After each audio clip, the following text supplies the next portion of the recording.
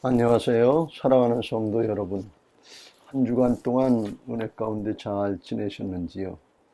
이번 주에는 전국적으로 또 특별히 중부지방에 장마비가 많이 내려서 물난리가 난 곳이 많고 인명 피해도 많이 있었고 재산 피해도 많이 나서 국가적으로도 큰 문제가 됐습니다.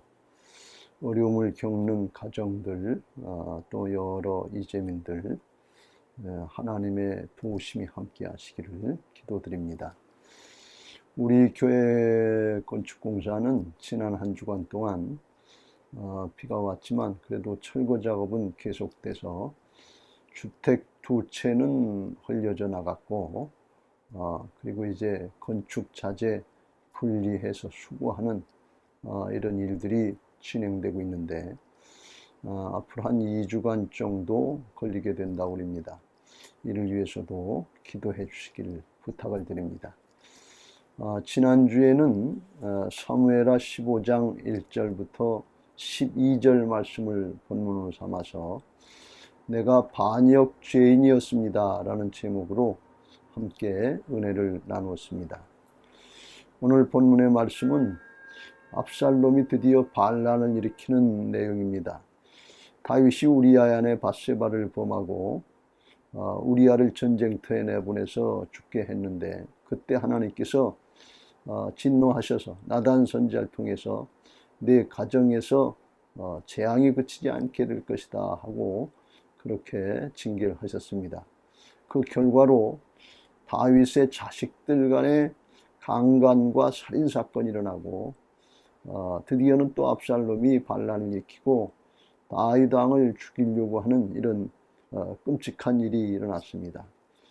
다윗이 하나님 앞에 정말 간음을 행하고 살인을 행하는 그런 죄를 범했는데 그 자녀들에게 자녀들 사이에서 간음이 일어나고 강간이 일어나고 살인사건이 일어나는 똑같은 사건이 일어나는 것을 볼 수가 있습니다. 이를 보면 우리 부모된 사람들이 먼저 신앙하는 우리들이 얼마나 이걸 잘 해야 되는가 하는 것을 깨닫게 하시는 말씀입니다. 겸손히 정말 하나님의 말씀을 따라서 순종을 해야 죄악의 세력에게 빌미를 주지 않고 가문을, 교회를, 나라를 믿음으로 잘 세우는 역사에 쓰임받게 될 줄로 믿습니다. 오늘은 이 압살롬의 반역 사건이 어떻게 해서 일어났는지 그 원인을 살펴보면서 하나님이 우리에게 주시는 영적인 교훈을 좀 나누면서 은혜를 받고자 합니다. 특별히 반역 사건이 일어날 때 다윗이 영적으로 분별하고 잘했으면 미연에 방지됐을까 하는 그런 생각도 있습니다만 그 부분은 오늘 다루지를 않고 압살롬이 어떻게 잘못했는가, 어떻게 하면서 반역을 저질렀는가 하는 이 부분에 초점을 맞춰서 말씀을 좀 나누려고 합니다. 먼저 압살롬은 자기를 위해서 행하는 반역죄인이었다는 것을 1절에 말씀하고 있습니다. 그 후에 압살롬이 자기를 위하여 병거와 말들을 준비하고 호위병 50명을 그 앞에 세우니라 해서 압살롬은 순이기적으로 자기 자신만을 위해서 죄악된 행동을 했다 하는 것을 말씀하고 있는 것입니다.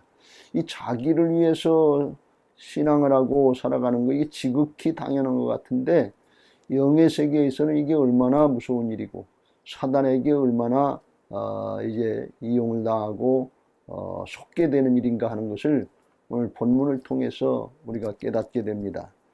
이 압살롬은 자기를 위해서 왕이 계승자로 결정된 것도 아닌데 호위병들, 경호병들을 50명씩이나 끌고 다니면서 자기를 과시했고 또 2절부터 6절 말씀해 보면 자기를 위해서 백성들의 민원을 들어주는 척하면서 다윗 왕에게로 그 나라의 왕인 다윗 왕에게로 행해야 될 그런 백성들의 마음을 자기에게로 옮기기 위해서 그 마음을 빼앗는 도적질을 했고, 또 이 압살롬은 자기를 위해서 하나님께 드려야 되고 하나님께 영광을 돌려야 될 예배를 자신의 가짜 왕 취임식을 하는데 이용하는, 예배도 이용하는, 하나님도 눈에 보이지 않는 그런 나쁜 짓을 했고, 또 그 자리에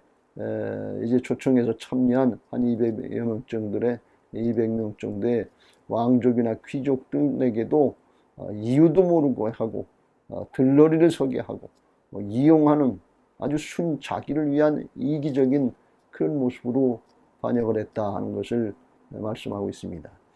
이렇게 해서 처음에는 반란이 좀 성공하는 것 같고 예루살렘도 점령을 하는 것 같았는데, 얼마 안 가서 결국은 실패하고 자신도 죽고 멸망하게 되는, 지옥으로 가게 되는 그런 끔찍한 결과를 맞게 된 것을 볼 수가 있습니다.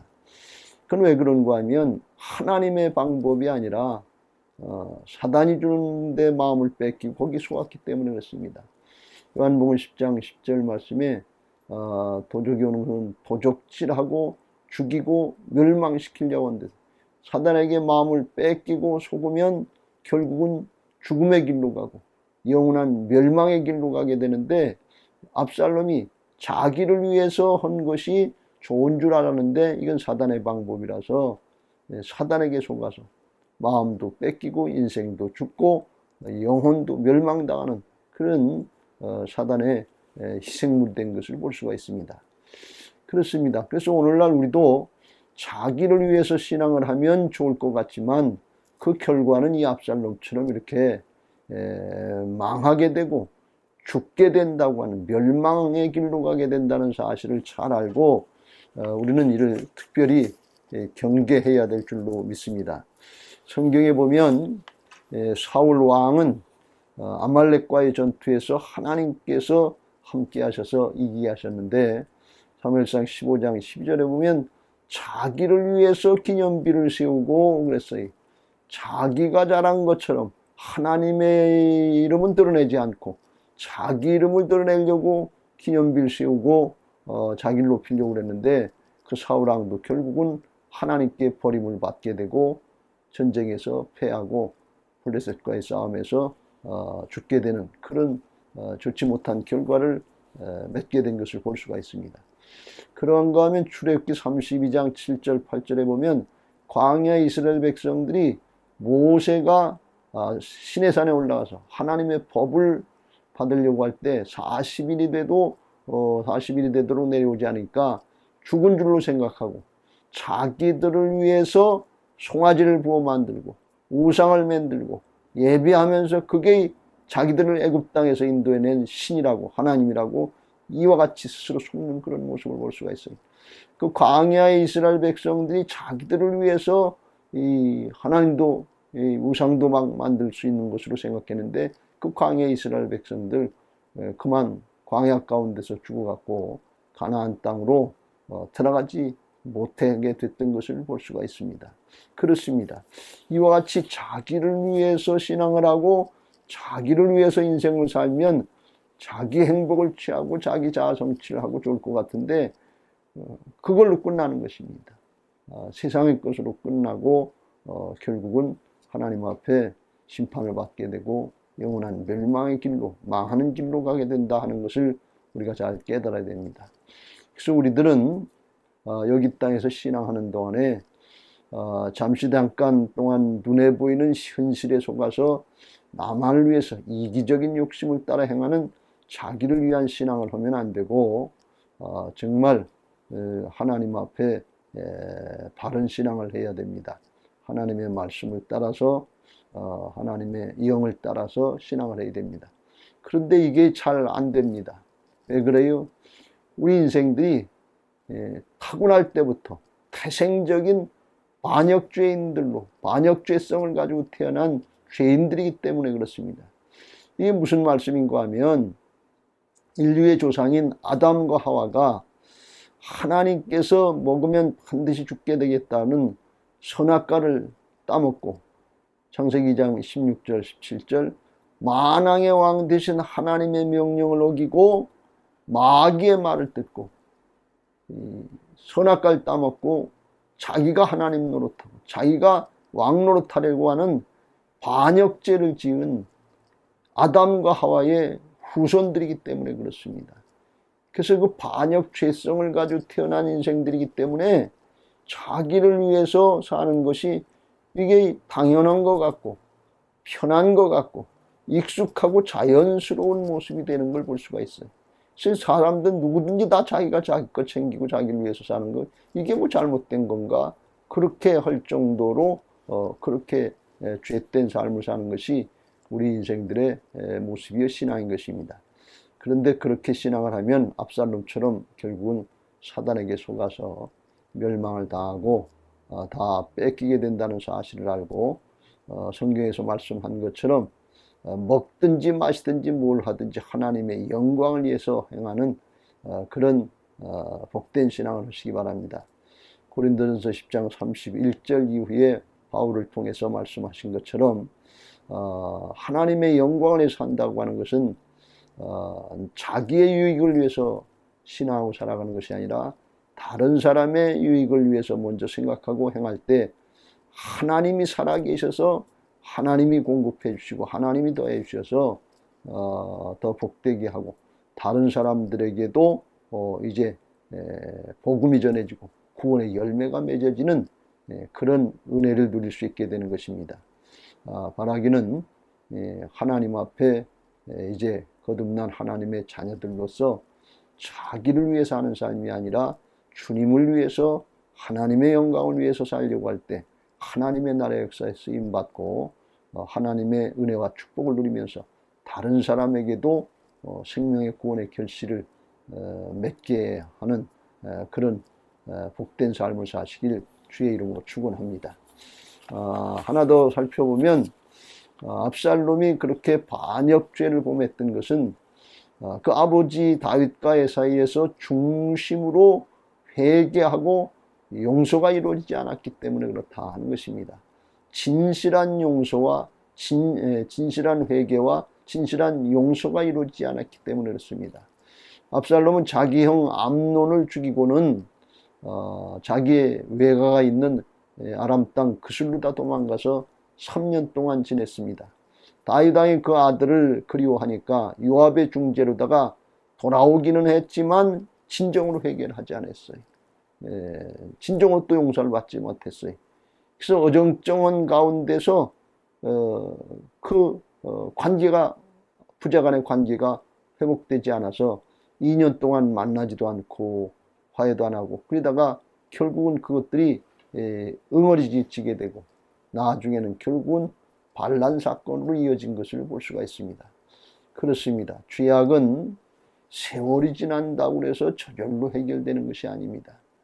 오히려 그게 응어리지고 굳어져서 나중에 더 큰 문제의 원인이 되고 사단이 그 부분을 이용을 하면 그만 거기에 넘어가서 죄를 짓게 되는 그런 좋지 못한 일들이 일어나게 되는 것입니다. 그래서 죄악의 문제는 하나님 앞에 중심으로 회개하고 또 용서받고 화해돼야 되는 것입니다. 그런데 우리가 신앙을 하고 살아가면서 느끼는 것이지만 우리가 이런 일 저런 일로 다 다른 사람하고 얽히고 설키는 일이 있으면 그거 용서하고 화해해야 되는 거 마땅히 알지만 이것도 우리가 잘 안 되는 것을 잘 알고 있습니다. 왜 그러냐? 우리 인생들이 이걸 잘 할 수 없는 그런 죄성을 가지고 또 태어났기 때문에 그렇습니다. 방도 좀 전에 말씀드린 것처럼 아담과 하와가 정말 하나님 앞에 만왕의 왕 되신 하나님의 명령을 어기고 선악과를 따먹는 그런 반역죄를 졌는데 하나님이 아담에게 너 그거 왜 그렇게 했냐 하고 물어보시니까 아담이 그거 하나님의 명령대로 따르지 않고 잘못했습니다. 용서해 주세요. 이렇게 회개하고 용서를 구한 것이 아니고 창세기 3장 12절 말씀에 보면 하나님이 주셔서 나와 함께 있게 하신 여자 그 여자가 그 나무 열매를 내게 줌으로 먹었나이다 하면서 회개를 한 것이 아니라 핑계를 하나님께로 돌리고 그의 부인이었던 하와에게 돌리는 걸 볼 수가 있어요. 회개를 하지 않았어요. 그래서 하나님이 다시 하와에게 내가 어찌하여 또 이렇게 했느냐 물으시니까 이 하와가 이르되 뱀이 나를 깨물어 내가 먹었나이다 하면서 잘못됐다고 회개하고 용서를 구하는 것이 아니고 뱀한테 또 핑계를 대고 이제 회개하지 않은 걸 볼 수가 있어요. 이렇게 마침내 결국은 회개하고 돌이키지 않은 그런 아담과 하와, 인류의 조상인 아담과 하와의 그 죄성을 가지고 태어난 게 우리 인생들이기 때문에 회개하는 게 힘든 거예요. 그게 이상한 거예요. 그냥 핑계대고 정당화시키고 적당히 넘어가려고 하는 그런 죄성들이 우리 인생들에게 다 있는 것입니다. 그래서 그걸 잘 못하고 있는 거예요. 그 결과로다가 하나님 앞에서 죄악이 남았으니까 회개를 하지 않으니까 하나님은 죄악과는 같이 하실 수 없는 분이기 때문에 아담과 하와를 에덴의 동산에서 쫓아내시는 것을 볼 수가 있습니다. 아마 그때 아담과 하와가 회개하고 하나님께 용서를 구했으면 하나님이 용서해 주시고 죄를 씻어 주셨으니까 에덴의 동산에서 쫓아내지 않으셨지 않겠는가 하는 생각을 합니다.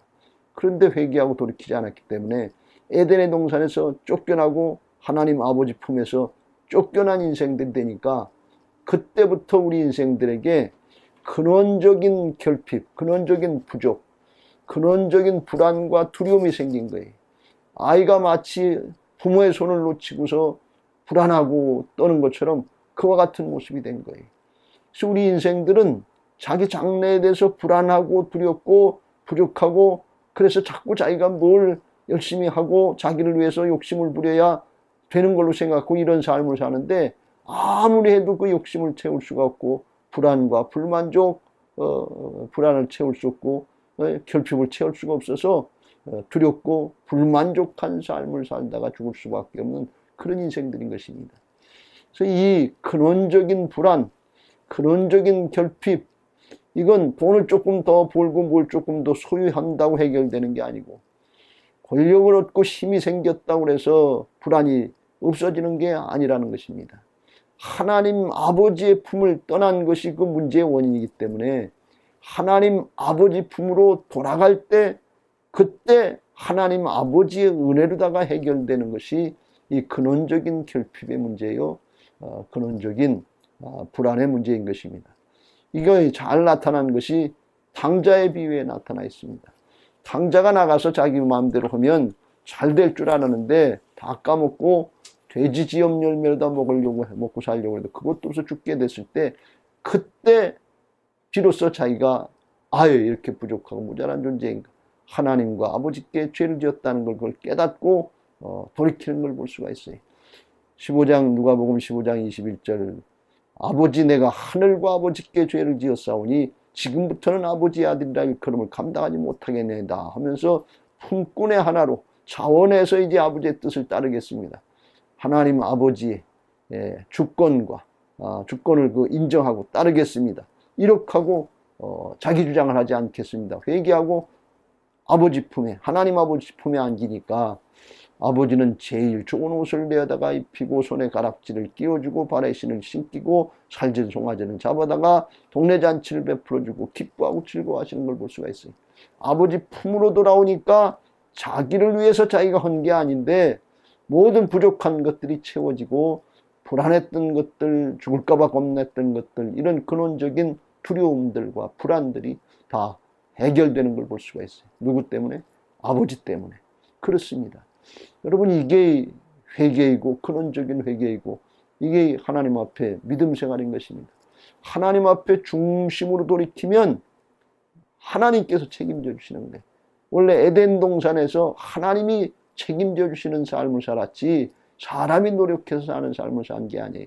하나님을 안 믿는 불신자들은 내가 노력해서 내 것 가지고 산다고 생각하지만 하나님을 믿고 하나님을 아는 성도들은 하나님의 은혜 가운데 산다고 하는 것을 깨닫고 사는 것이 믿음 생활인 것입니다.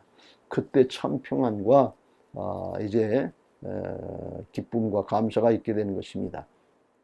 이걸 구약에서 시편 131편에서는 이렇게 말씀합니다. 실로 내가 내 영혼으로 고요하고 평온하게 하기를 젖된 나이가 그의 어머니 품에 있음 같게 하였나니 내 영혼이 젖된 나이와 같도다 그랬어요. 하나님의 품에 돌아와서 안긴 상태가 젖을 다 먹고 평안하게 엄마 품에서 걱정 없이 새근새근 잠을 잘 자는 그 어린아이, 젖된 아이의 심정과 같다 그런 말씀. 엄마 품에 있는 젖된 아이라는 것입니다. 이 엄마 품에 있는 젖된 아이는 다른 걱정거리가 없어요.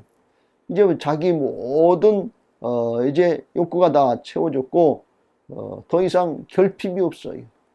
또 더 이상 불안한 게 없어요. 왜? 엄마 품에 있으니까. 그러니까 이 엄마 품에 안긴 젖된 아이는 다른 게 더 필요가 없어요. 엄마만 있으면 돼요. 엄마가 다 해결해 주면 문제가 아닌 것이 문제 걱정할 거 없어요. 엄마가 다 해결해 주니까 엄마만 있으면 되는 거예요. 하나님을 믿고 하나님의 품에 안긴 사람들에게는 더 이상 문제가 안 되는 것입니다. 왜요? 하나님 품에 안겼으니까. 하나님이 책임져 주니까. 하나님만 계시면 되는 것입니다. 하나님 한 분만으로 만족할 수 있는 것입니다. 이게 주님의 품에 안긴 하나님의 자녀들의 은혜요 특권인 것입니다. 이걸 사도 바울을 통해서 그리스도 안에서 누리는 하나님의 자녀들의 특권을 말씀하고 있는 것입니다.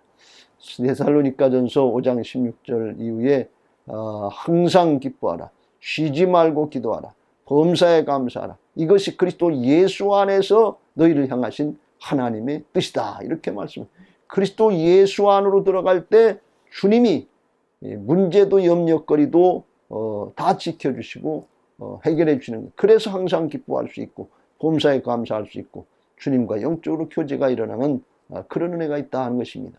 근데 내가 주인 돼가지고 내가 밖으로 나타나고 내 이름을 나타내려고 그러면 내가 문제거리, 내가 염려거리, 내가 부족한 거 이거 내가 책임질래니까 염려가 있고 근심이 있고 불안하고 두렵고 늘 부족한 것이 많고 결핍이 생겨서 불만족한 삶을 살게 되는 것입니다. 그래서 어떻게 신앙하면서 항상 기뻐할 수 있나? 어떻게 범사에 감사할 수 있나? 너무 이해가 되질 않아요. 그런데 주님의 주권을 인정하고 주님 앞에 주님의 품에 안기는 근원적인 회개를 하고 돌이킨 사람들에게는 하나님이 그때부터 믿어지게 되는 것입니다. 약속의 말씀이 믿어지게 되는 것입니다. 복음으로 새로운 피조물이 됐다고 하는 것이 믿어지게 돼서 이와 같이 하나님의 은혜가 누려지는 그런 복된 삶을 살게 되는 것입니다. 여러분에게 이런 은혜가 있게 되시길 주의 이름으로 축원합니다. 이게 바로 부활신앙인 것입니다. 내가 주인 노릇하던 옛사람은 죽고 이제 하나님의 주권을 인정하고 따르는 새 사람으로 거듭났다. 옛사람은 죽고 새 사람으로 거듭났다. 이게 부활신앙인 것입니다. 그때 하나님과의 죄악으로 막혔던 관계가 열려지게 되고 그 관계가 열려지면 하나님의 축복이 임하는 것입니다. 여러분 하나님의 주권을 인정하고 따르는 부활의 신앙으로 막혔던 관계가 열려지게 되시길 바랍니다. 그때 비로소 로마서 14장 7절부터 9절 말씀이 무슨 말씀인지 이해가 되고 믿어지는 거예요. 내가 주인 노릇했을 때는 자기를 위해서 내가 살고 자기를 위해서 죽는 줄 알았는데 이게 그렇게 살면 사단에게 속아서 압살론처럼 망하게 되고 실패하게 되고 멸망하는 길이라고 하는 걸 깨닫게 됩니다. 그래서 다시는 그렇게 살려고 하지 않고 주를 위해서 하나님의 영광에 살고 죽어도 주를 위해서 살고 사나 죽으나 하나님의 자녀로서 주님과 함께하는 삶, 주님 안으로 들어가는 삶을 살게 되는 것입니다. 그렇게 살기 위해서 예수님께서 죽었다가 다시 살아나셔서 성령으로 우리 안에 다시 오셔서 주님의 주권 인정할 때 죽은 자와 산 자의 주가 돼 주님이 주인 되시는 삶을 살게 하셔서 주님이 책임져 주시고 주님이 함께 하여 주셔서 넉넉히 이겨나가게 하시는 그런 승리자의 삶을 살게 하시는 것입니다. 그리고 또 주님이 주인 되시면 하나님과 우리 사이에 막힌 담이 걸어져서 이제 소통되게 되고 공급의 문이 열려지게 되는 것입니다. 그래서 예수님은 마태복음 6장 31절 이후에 뭘 먹을까, 뭘 마실까, 뭘 입을까 이런 거 걱정하지 마라. 그건 하나님 아버지를 모르는, 알지 못하는 불신자들이 하는 걱정이다. 너희는 하나님의 자녀들이기 때문에 너희 하늘 아버지께서 이 모든 것이 너희에게 있어야 할 줄을 아신다고 하시면서 너희는 먼저 그의 나라와 그의 의를 구하라. 하나님과의 통치, 하나님과의 관계, 이걸 먼저 소통하라. 어떻게 합니까? 하나님의 주권 인정하고 따라가는 근원적인 회개, 하나님 품 안으로 들어가는 중심으로 이런 근원적인 회개를 할 때 근원적인 이제 결핍, 근원적인 불안, 이 모든 것들이 해결되는 것입니다. 그리하면 그래서 이 모든 것을 너희에게 더해 주신다, 이렇게 말씀하는 것입니다. 여러분, 우리는 예수 믿고 하나님의 자녀들로 거듭난 아주 특별한 은혜를 입은 사람들입니다.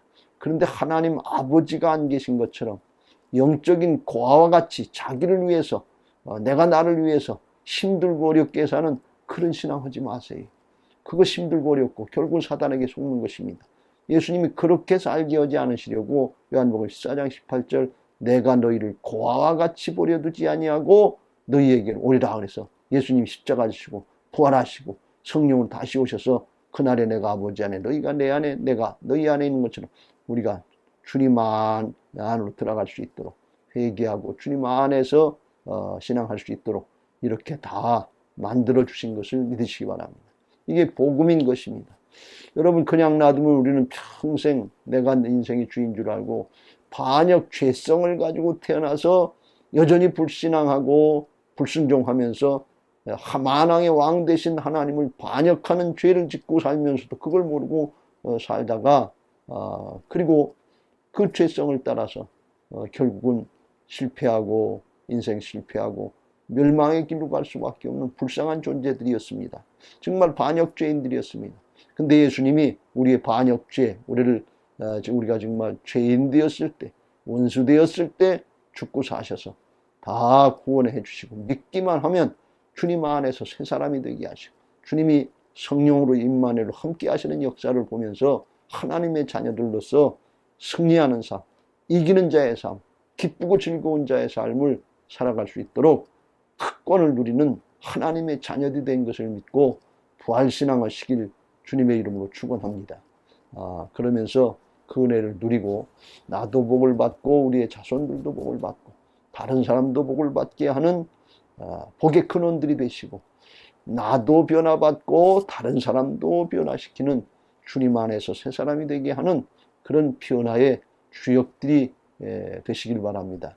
우리 교회 예배당 건축으로만 끝나는 것이 아니라 성령의 전으로 우리 안에 주님이 주인 되시는 신앙의 모습으로 부활의 신앙으로 거듭나서 하나님 우리 교회를 통해서 또 우리 성도들 통해서 이루시려고 하는 하나님 나라의 이 놀라운 역사에 모두가 동참하시고 그 은혜와 축복을 함께 누리게 되시기를 예수님의 이름으로 축원합니다. 그러면 한 주일 동안 장마철인데 건강하게 잘 지내시고 다음 주일에 다시 찾아뵙도록 하겠습니다. 감사합니다.